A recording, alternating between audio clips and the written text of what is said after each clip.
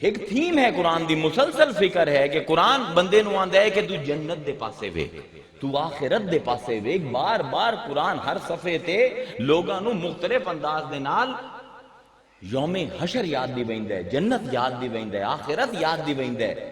یہ ممکن نہیں، ان اللہ هو العزیز الحکیم، حکیمہ دا حکیم ہے۔ یہ ممکن نہیں کہ کوئی جنت نہ ہوئے تے اللہ اوندا لالچ دے دے۔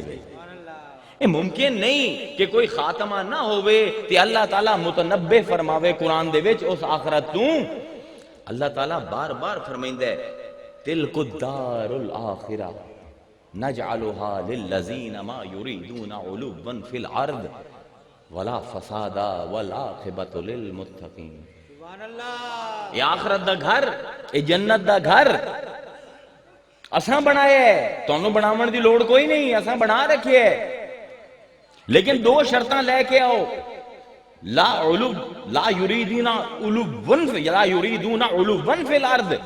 اے جنت دا گھر انہاں لوگاں واسطے ہے جڑے دنیا دے وچ اونچا نہیں ہونا چاہندے، جڑے عمل اس پاروں نہیں کردے کہ لوگ واہ واہ کرن، ولا فسادا تے فساد نہیں مچائندے۔